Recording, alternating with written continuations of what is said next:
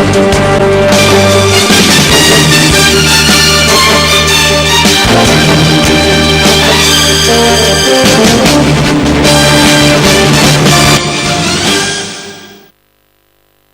टंचाईपासून औरंगाबादकरांना यावर्षीच्या उन्हाळ्यात मिळणार दिलासा।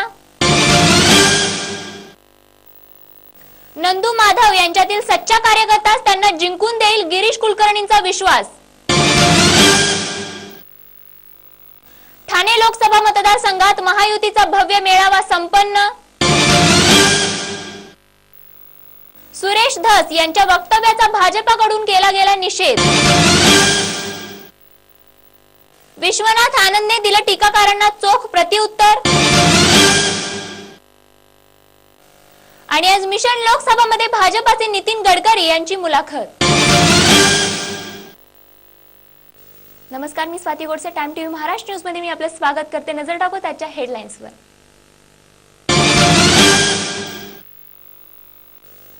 यावर्षी उन्हाळ्यात औरंगाबादकरांना पाण्यासाठी धावाधाव करावी लागणार नाही, कारण आज जायकवाडी धरणात 358 दशलक्ष घनमीटर पाणी आहे।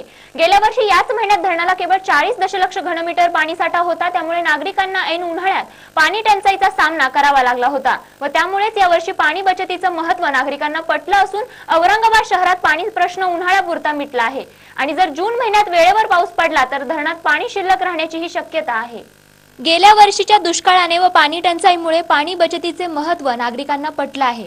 2012 मध्ये 357 मिलीमीटर पाऊस पडला होता। जायकवाडी धरणात 17 मार्च 2013 रोजी उपयुक्त पाणी साठा 40 दलघमी म्हणजेच धरणाच्या क्षमतेच्या 2% होता। गेल्या वर्षी जायकवाडी धरणात कमी पाणी साठ्यामुळे जोत्याच्या खाली मृत साठ्यातून पाण्याचा उपसा करावा लागला होता। गेल्या वर्षी 683 मिलीमीटर पाऊस झाला। आज धरणात 358 दलघमी पाणी आहे। गोदावरी मराठवाडा पाटबंधारे विकास महामंडळाचे अधीक्षक अभियंता कोहिरकर यांनी सांगितलं की गेल्या 5 वर्षांचा विचार केला तर जायकवाडी धरणात मार्च 2011 मध्ये सर्वाधिक 953 दलघमी पाणी शिल्लक होतं। सलीम रहमान, चंडीगढ़ टाइम टीवी से मनोहर रॉय, कैमरामैन मोहम्मद आजम के साथ। आज मिशन लोकसभा हमारे साथ नागपुर के विकास पुरुष, लाडले नेता, भूतपूर्व राष्ट्रीय अध्यक्ष माननीय नितिन गडकरी जी हैं। और इससे पहले मैं आपको हार्दिक शुभकामनाएं। होली। आज नागपुर से लोकसभा चुनाव माननीय नितिन गडकरी जी लड़ रहे हैं। इनसे मैं पूछता हूं कि चुनाव के संबंध क्या तैयारियां चल रही? चुनाव के संबंध में तो पहली तैयारी यह है कि जिनके वोटर लिस्ट में नाम नहीं है वो नाम ढूंढ कर डालने का काम चल रहा है। दूसरा ऐसा है कि हमारे कार्यकर्ता एक वोट और एक नोट ये अभियान के द्वारा अनेक घरों तक जाकर आए हैं और मैं भी खुद लोगों से संपर्क कर रहा हूँ। कार्यकर्ताओं के सम्मेलन आयोजित हो रहे हैं और मैं कल सुबह से मेरे प्रचार अभियान की भी शुरुआत कर रहा हूँ। उत्तर नागपुर में उसकी मैं शुरुआत करूँगा। सर, ये जो लोकसभा का चुनाव है, ये लोकसभा का चुनाव सबसे बड़ा महाचुनाव माना जा रहा है राष्ट्रीय और अंतर्राष्ट्रीय स्तर पर। इसमें आप पूर्व राष्ट्रीय अध्यक्ष होने के नाते आपका क्या विचार है इस बारे में? देखिए, ये चुनाव बहुत महत्वपूर्ण है और सबसे महत्वपूर्ण राजनीतिक पार्टी और उसके नेताओं से भी ज़्यादा देश के लिए है। आज देश आर्थिक संकटों से गुजर रहा है। महंगाई का विश्व रिकॉर्ड प्रस्तावित हुआ है। आम गरीब आदमी उसका जीना मुश्किल हो गया है। गाँव, गरीब, मजदूर, किसान सब दुखी है। उद्योगपति, व्यापारी दुखी है। उद्योग बंद पड़ रहे हैं, बेरोजगारों की संख्या बढ़ रही है और किसान आत्महत्या कर रहे हैं। मैं भारतीय जनता पार्टी के विजन डॉक्यूमेंट कमेटी का अध्यक्ष हूँ और आपको पता है कि मैं कभी झूठे वादे नहीं करता। मैं आपको विश्वास देना चाहता हूँ कि अगर एनडीए की सरकार आती है और नरेंद्र मोदी प्रधानमंत्री बनेंगे तो हम 25% से ज़्यादा महंगाई कम करेंगे। ये विश्वास मैं आपको देना चाहता हूँ। सर, सिर्फ महंगाई ही नहीं, यहाँ पे लोगों का रोजगार भी बहुत कम है। देखिए, रोजगार तो विषय नागपुर का मैंने अपने लिए बनाया। मैंने उम्मीदवारी भरने के पहले ही इसकी शुरुआत की है और मैं लगातार इसके लिए कोशिश करते रहा हूँ। अभी एक SIS करके कंपनी को मैंने लाया जो साल भर में 3000 लोगों को ट्रेन करके रोजगार देंगे। उसके साथ मौदा में 4G का सेंटर आ रहा है मुकेश अंबानी जी का। मैंने उनसे बात की कि जितने लोग लगेंगे वो नागपुर ज़िले के लेंगे, तो 4000 लोगों को वहाँ रोजगार मिलेगा। हम मिहान को तुरंत शुरू करेंगे, इंटरनेशनल एयरपोर्ट का काम शुरू करेंगे और नागपुर को मैं वर्ल्ड का टाइगर कैपिटल बनाने का मेरा सपना है, जिससे टूरिस्ट की संख्या बढ़ेगी, रिसोर्ट बढ़ेंगे, टैक्सी चलेगी। और ऐसा कहकर मैं अपने रेजिम में पहले 2 साल के अंदर कम से कम 50,000 युवाओं को रोजगार दूंगा और 1 लाख गरीबों के लिए मकान बनाने का मेरा संकल्प है। और वो भी 500 स्क्वायर फीट के अंदर के सस्ते मकान। जो गरीब लोग हैं, जो झोपड़पट्टी में रहते हैं, अधिकृत लेआउट में रहते हैं, जिनका अपना मकान नहीं है, उनके मकान बने, 8 या 10 लाख रुपए में मकान बने और गरीबों को अधिकार से अपने घर में जाने का मौका मिले। ये 2 चीज़ों को मैं सर्वोच्च प्राथमिकता दूंगा।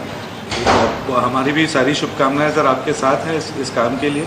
हम चाहते हैं कि आज का युवा जो है, आज की युवा पीढ़ी वो चाहती है, आज युवा पीढ़ी नागपुर से 12th पढ़ के वो पूना और बॉम्बे की तरफ अग्रसर हो रही है। उसके लिए आप मतलब कुछ देखिए, थोड़े से आपके बात को सुधार करूँगा। नागपुर में 36 इंजीनियरिंग कॉलेज है, MBA के भी अच्छे कॉलेजेस खुलने चाहिए, वो भी कुछ है पर उसकी संख्या कम है।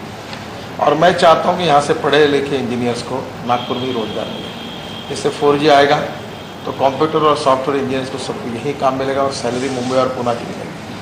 दूसरी ओर मिहान में अभी से इन्फोसिस आ रहा है, TCS आ रहा है और मुझे लगता है ये सब कंपनियों को लाकर हम नागपुर में निश्चित रूप से यहाँ के युवाओं को यही रोजगार मिलेगा, ऐसी कोशिश करेंगे। और मैं यूनिवर्सिटी को भी कहता रहा हूँ कि नागपुर में, विदर्भ में माइनिंग है तो माइनिंग कॉलेज बढ़ाओ, विदर्भ में अगर फॉरेस्ट है तो फॉरेस्ट से रिलेटेड कोर्सेज बढ़ाओ, विदर्भ में जो खनिज संपत्ति है, विदर्भ में जो पोटेंशियल है, उसके आधार पर का व्यवसाय विमुख तांत्रिक शिक्षण अगर विदर्भ के युवाओं को मिलेगा तो विदर्भ के युवाओं को यही रोजगार मिलेगा। तो एजुकेशन और व्यवसाय और रोजगार, इसमें कोऑर्डिनेशन होना चाहिए, कम्युनिकेशन होना चाहिए और कोऑपरेशन होना चाहिए। तो ये मेरी कोशिश रही है और मेरा विश्वास है कि इंटरनेशनल एयरपोर्ट के बाद नागपुर, आज भी वैसे राष्ट्रीय स्तर पर पुरस्कार नागपुर महानगर पालिका को लगातार मिल रहे हैं और मेरे आने के बाद मैं नागपुर को विश्व का एक बहुत ही प्रतिष्ठित अच्छा शहर बनाना चाहता हूँ,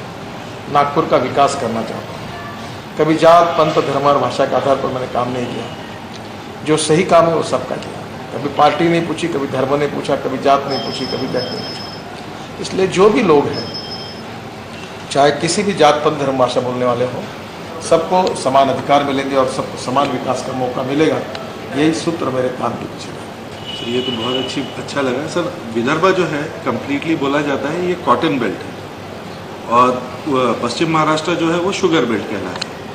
आज अगर देखें तो कॉटन बेल्ट में कॉटन लॉबी नाम की कोई चीज़ नहीं है, लेकिन शुगर लॉबी बहुत स्ट्रांग है ऑल ओवर महाराष्ट्र। अगर आप देखें, देखिए, कॉटन से सूट, सूट से कपड़ा, कपड़े से प्रोसेसिंग कपड़ा करके उसके बाद रेडीमेड गारमेंट्स।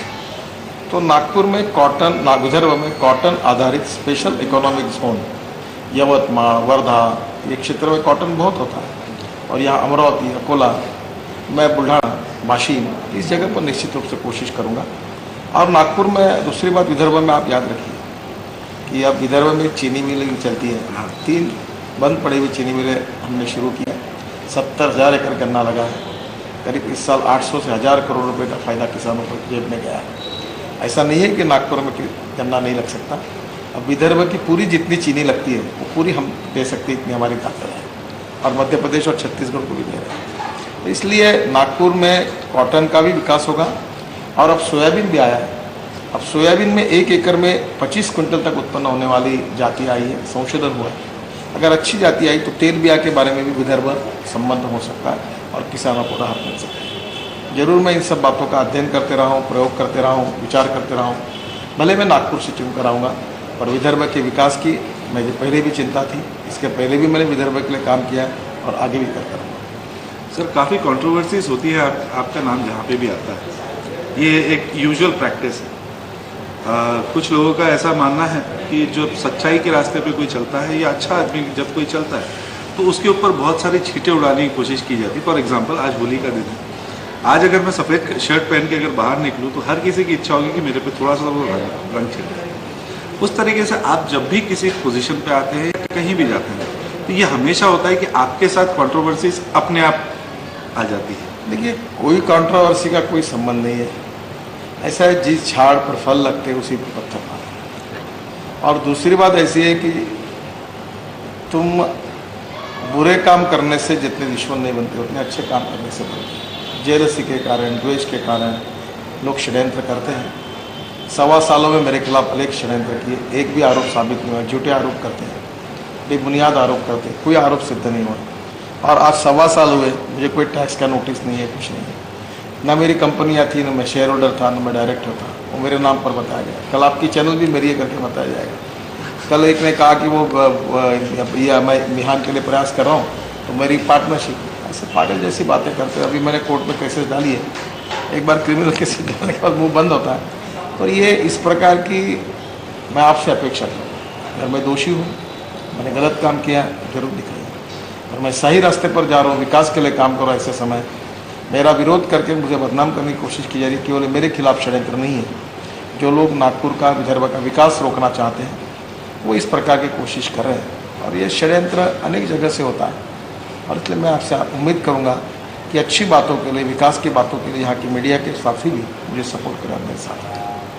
बहुत बहुत धन्यवाद सर, और हमारी चढ़ी कला टाइम टीवी की तरफ से आपको बहुत बहुत शुभकामनाएं। आशा करते हैं कि आप पूरा विदर्भ का, नागपुर का ही नहीं केवल पूरे विदर्भ का विकास करें और नागपुर का नाम नेशनल इंटरनेशनल लेवल पे ले जाए। थैंक यू, बहुत बहुत धन्यवाद। मैं आपका या न्यूज बुलेटिन्स मध्ये इथेच थांबूयात. पाहत रहा टाइम टीव्ही महाराष्ट्र न्यूज, अचूक वेळ खरी गोष्ट.